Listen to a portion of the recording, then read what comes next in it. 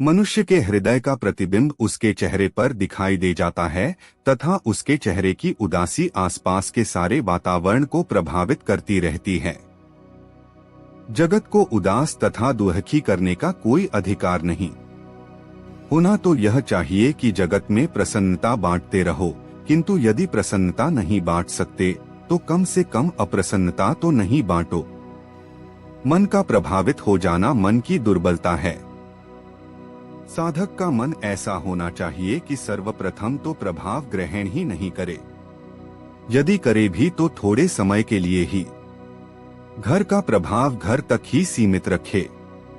उस प्रभाव को लेकर इधर उधर घूमने का कोई प्रयोजन नहीं। यदि ऐसी बात हो भी जाए तो उसे हृदय में गहरे समेट लो तथा मुस्कुराता हुआ चेहरा लेकर बाहर निकलो। प्रसन्न रहना सभी के लिए लाभकारी है, किंतु साधकों के लिए तो यह अनिवार्य है। जो साधक चित्त को प्रसन्न नहीं रख सकता वह साधन भी नहीं कर सकता।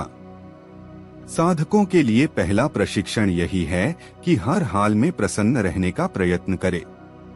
तभी उनका संस्कार संचय होने का मार्ग अवरुद्ध होगा, जो कि आध्यात्मिक उन्नति के लिए प्रथम आवश्यकता है। संसारी तथा विरक्त का वर्गीकरण मत करो। मन सबका एक जैसा है। सबके सामने अपनी अपनी कठिनाइयां हैं। जिसने अपना लक्ष्य आध्यात्मिक उन्नति निर्धारित कर लिया हो, उसे प्रसन्न चित्त रहना किए बिना छुटकारा नहीं। प्रसन्नता तथा गंभीरता का मेल अवश्य हो सकता है। गंभीरता प्रसन्नता की विरोधी नहीं। प्रसन्नता तथा गंभीरता दोनों ही सुख दुख को सहन करते हुए मन की स्थिरता बनाए रखने के साधन हैं। इन दोनों के बिना यम नियम सिद्धि संभव नहीं।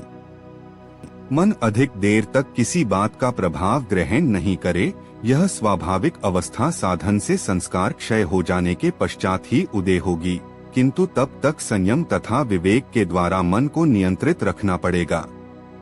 प्रयत्न करते रहो, एक दिन अवश्य सफलता हाथ लगेगी।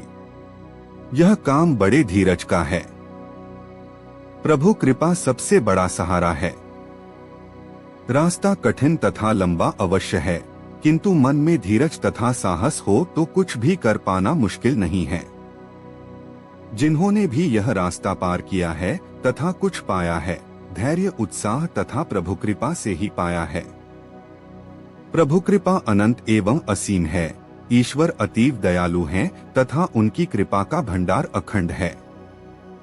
प्रयत्न में लगे रहो, उसकी कृपा का आश्रय पकड़े रखो।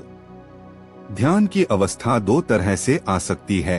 दीर्घ काल तक किसी ध्येय पदार्थ पर चित्त एकाग्र करने का अभ्यास तथा तदाकार अवस्था प्राप्त होना, या चित्त में संचित संस्कार उदय होकर साधक के समक्ष बीती घटनाओं को अंतर में प्रत्यक्ष कर दें। ऐसे अनुभवों के लिए यह आवश्यक नहीं कि संस्कार एक ही जन्म के हों। इस जन्म के संस्कारों के साथ पूर्व जन्मों के भी कई संस्कार मिल सकते हैं। संस्कारों को उभारना एवं अनुभूति को प्रकट करना शक्ति की ही क्रिया है। गुरु शिष्य संबंध का वास्तविक स्वरूप तभी निखरता है जब दोनों ओर से आंतरिक संबंध स्थापित हो जाए। यह चेतन शक्ति का चेतन शक्ति से संबंध है। अभिमान ही साधक को गुरु चरणों से दूर रखता है। अभिमान ही गुरु का वास्तविक स्वरूप सामने नहीं आने देता। संस्कारों को क्रिया में व्यक्त होने के लिए देह, इंद्रियां अथवा चित्त में से कोई आधार होना भी आवश्यक है। देह तथा इंद्रियों आदि का आधार बहुत महत्वपूर्ण है। इसीलिए देह को साधन धाम कहा जाता है।